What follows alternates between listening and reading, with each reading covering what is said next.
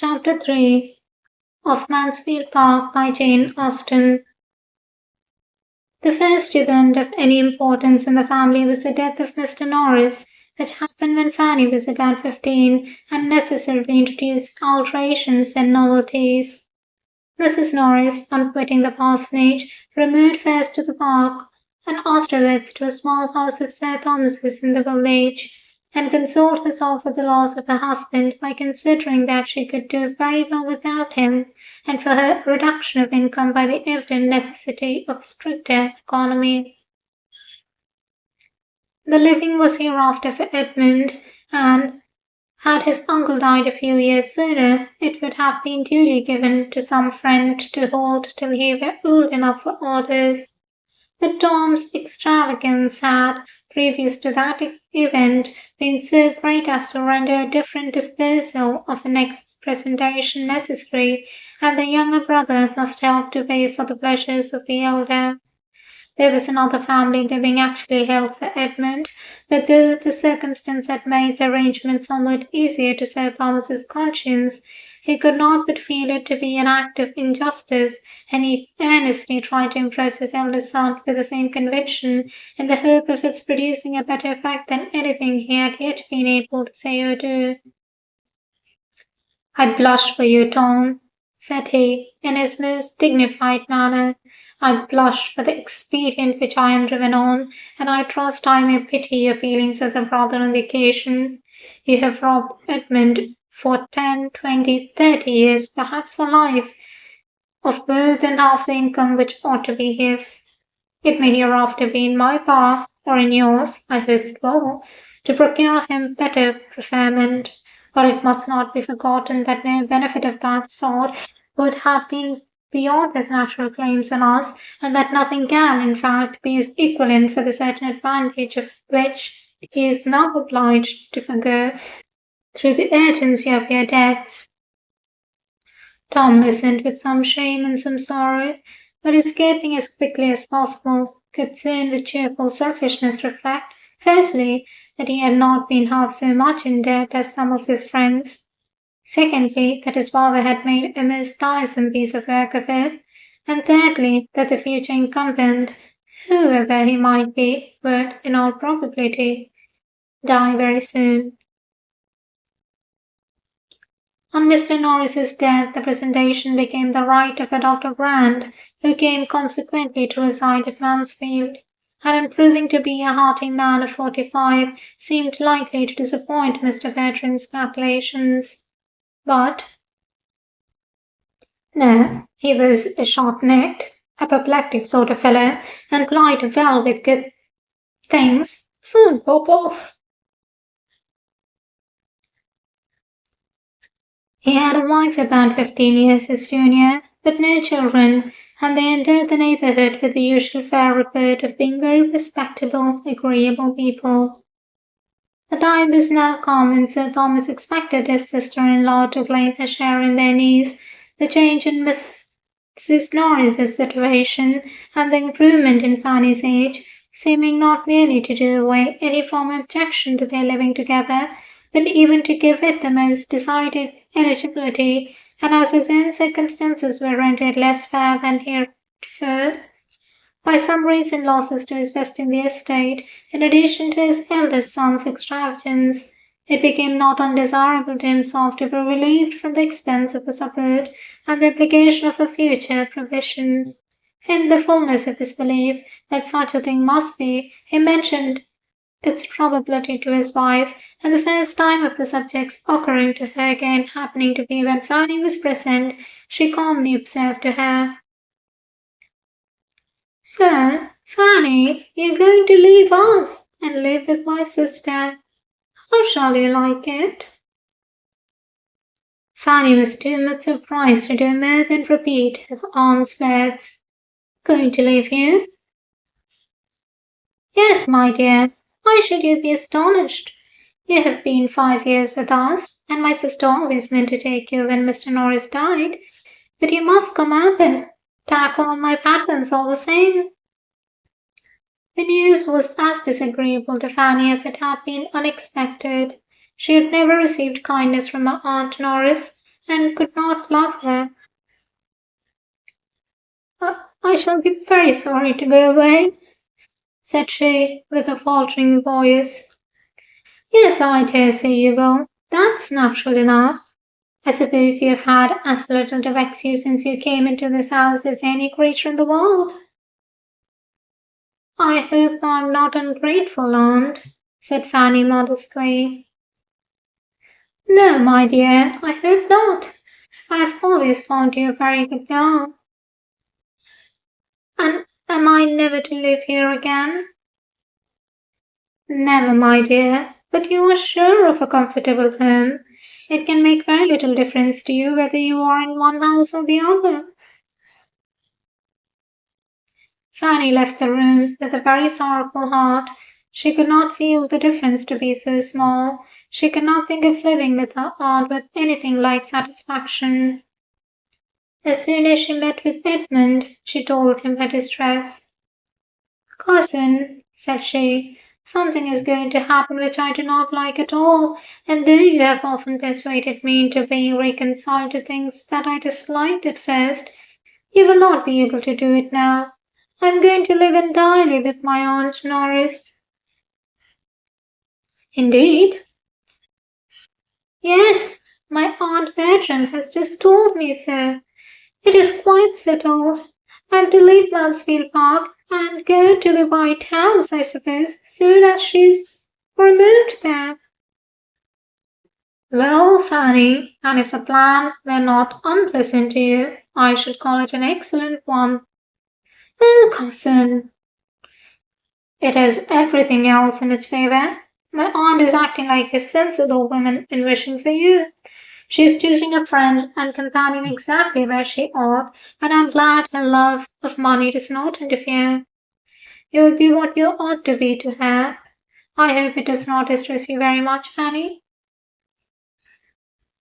Indeed it does. I cannot like it. I love this house and everything in it. I shall love nothing there. You know how uncomfortable I feel with her. I can say nothing for her manner to you as a child, but it was the same with us all, or nearly so. She never knew how to be pleasant to children.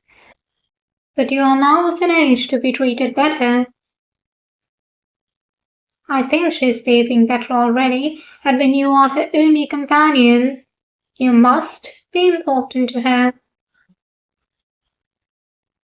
I can never be important to anyone. What is to prevent you?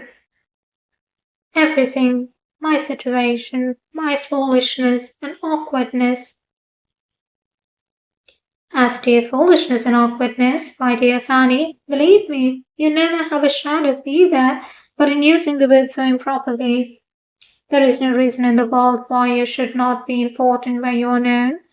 You have good sense and a sweet temper, and I am sure you have a grateful heart that could never receive kindness without wishing to return it.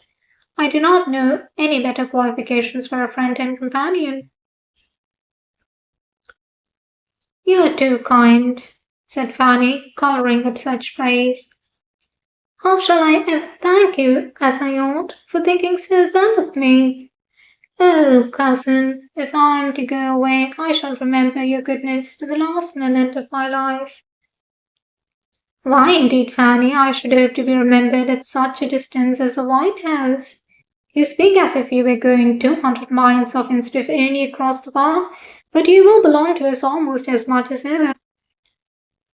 The two families will be meeting every day in the year. The only difference will be that, living with your aunt, you will necessarily be brought forward as you ought to be. Here, there are too many whom you can hide behind, but with her, you will be first to speak for yourself.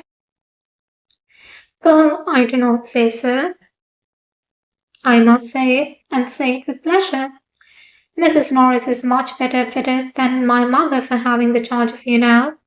She is of a temper to do a great deal for anybody she really interests herself about, and she will force you to do justice to your natural powers. Fanny sighed and said, I cannot see things as you do, but I ought to believe you to be right rather than myself, and I'm very much obliged to you for trying to reconcile me to what must be. If I could suppose my aunt really to care for me, it would be delightful to feel myself of consequence to anybody. Here, I know I am of none, and yet I love the place so well. The place, Fanny, is what you will not quit. Do you quit the house? You will have as free a command of the park and gardens as ever. Even your constant little heart need not take fright at such a nominal change. You will have the same books to frequent, the same library to choose from, the same people to look at, the same house to ride. Very true. Yes, dear old grey pony. Ah, cousin, when I remember how much I used to dread riding, what terrors it gave me to hear it talked of as likely to do me good. Oh, how I have trembled at my uncle's opening his lips if horses were talked of. And then think of the kind pains you took to reason and persuade me out of my fears, and convince me that I should like it after a little while, and feel how right you proved to be. I'm inclined to hope you may always prophesy as well.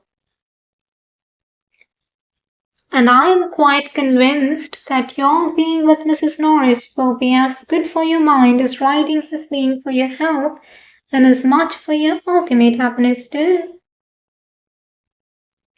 So ended their discourse, which, for any very appropriate service it would render Fanny, might as well have been spared, for Mrs. Norris had not the smallest intention of taking her.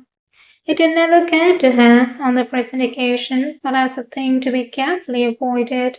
To prevent its being expected, she had fixed on the smallest habitation which could rank as genteel among the buildings of Mansfield parish, the White House being only just large enough to receive herself and her servants, and allowed a spare room for a friend, of which she made a very particular point. The spare rooms at the parsonage had never been wanted, but the absolute necessity of a spare room for a friend was now never forgotten. Not all her precautions, however, could save her from being suspected of something better, or perhaps her very display of the importance of a spare room might have misled Sir Thomas to suppose it really intended for Fanny.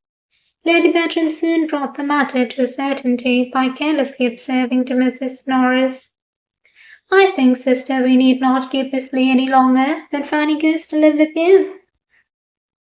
Mrs. Norris almost started. "Live with me? Dear Lady Bertram, what do you mean?" "Is she not to live with you? I thought you had settled it with Sir Thomas." "Me? Never. I never spoke a syllable about it to Sir Thomas, nor he to me.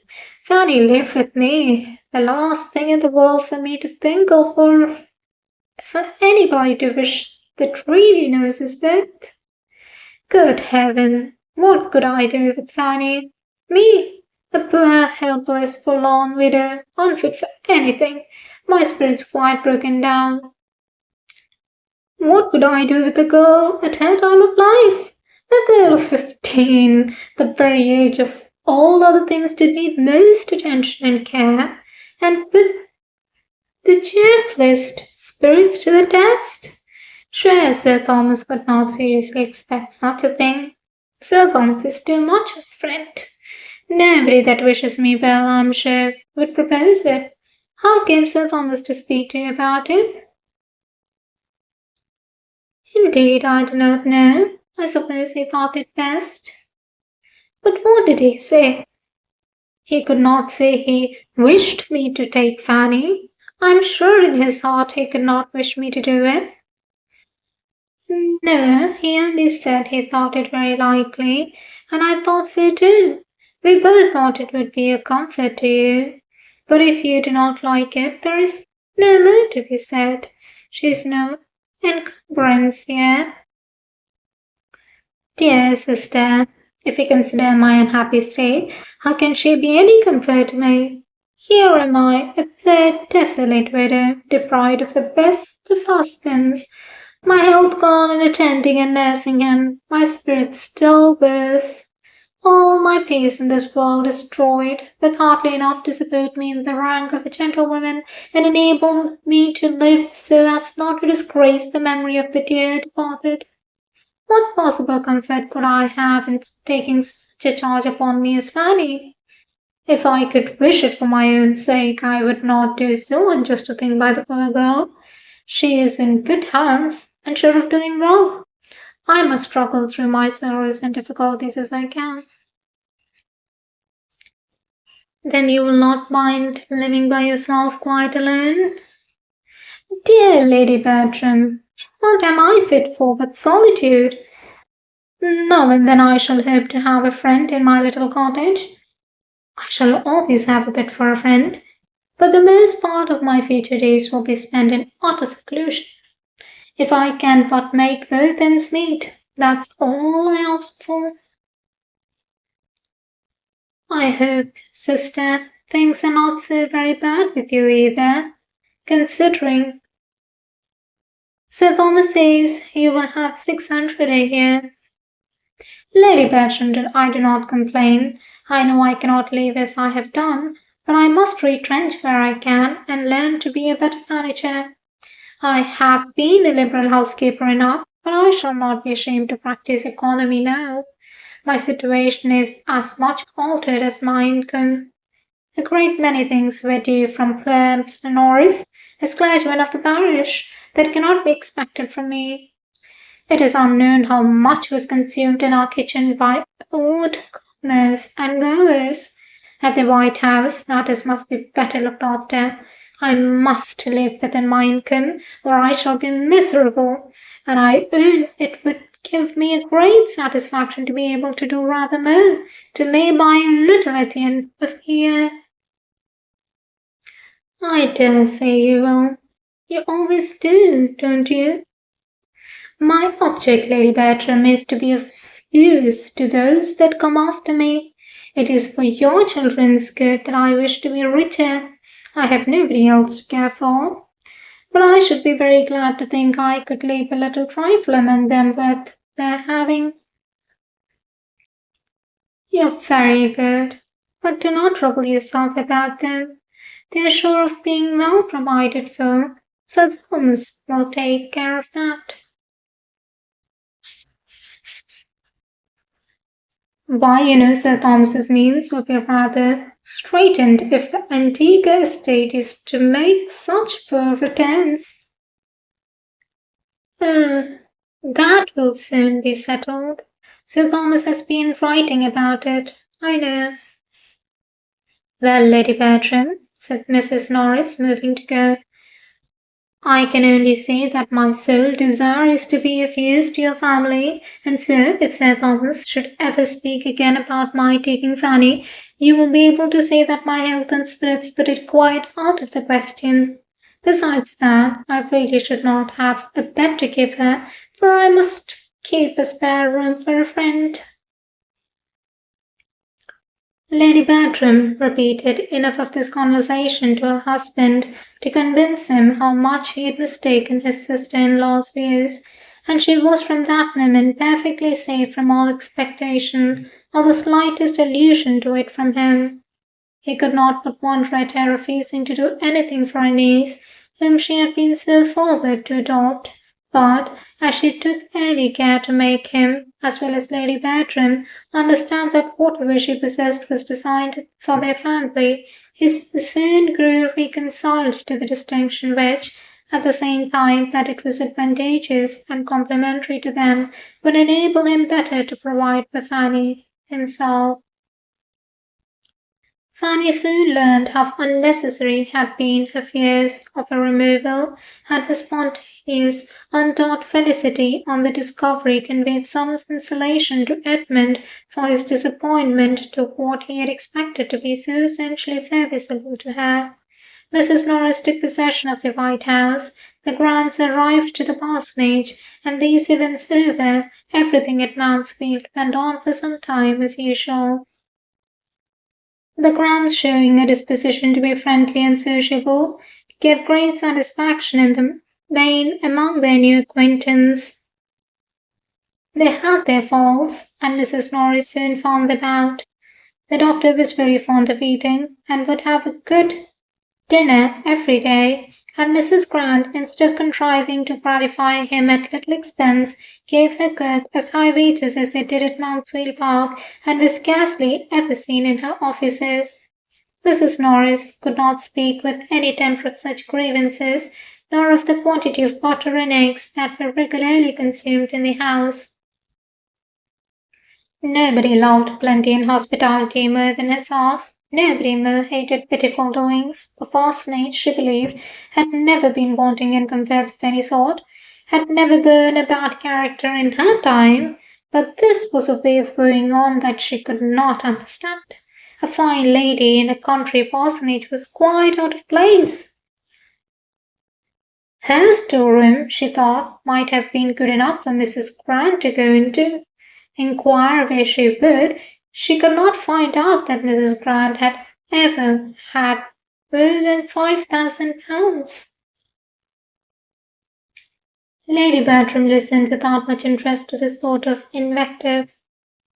She could not enter into the wrongs of an economist, but she felt all the injuries of beauty in Mrs. Grant's being so well settled in life without being handsome, and expressed her astonishment on that point almost as often, though not so diffusely, as Mrs. Norris discussed the other.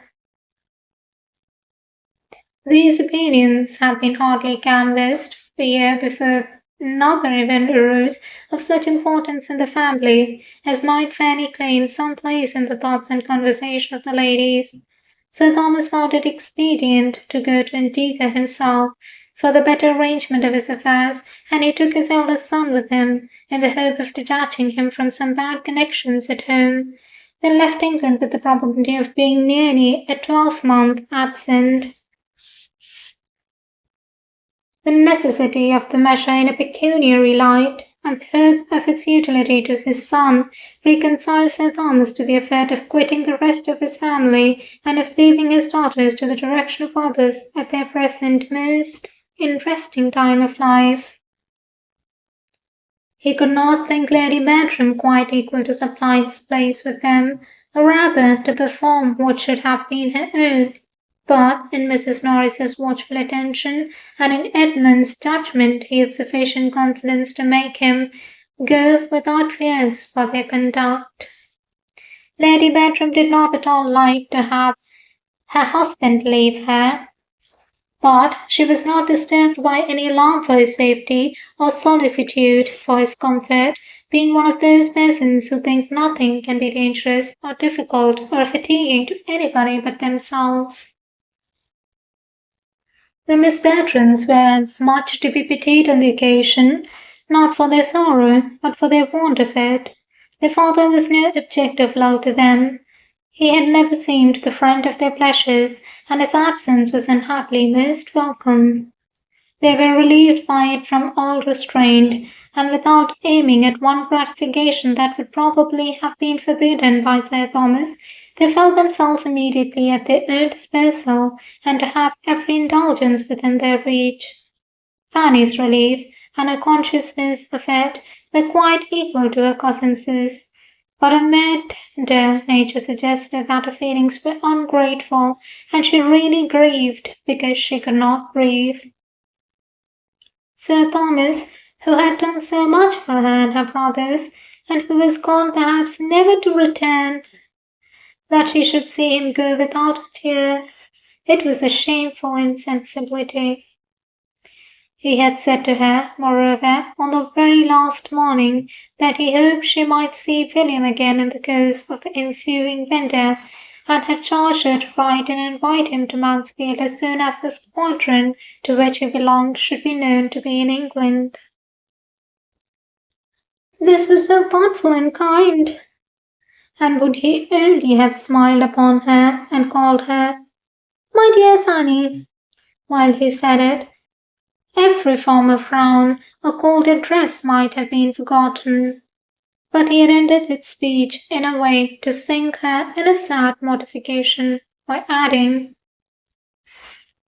If William does come to Mansfield, I hope you may be able to convince him that the many years which have passed since you parted have not been spent on your side entirely without improvement, though I fear he must find his sister at 16 in some respects too much alike his sister at 10. She cried bitterly over this reflection when her uncle was gone, and her cousins, on seeing her with red eyes, set her down as a hypocrite. End of chapter 3.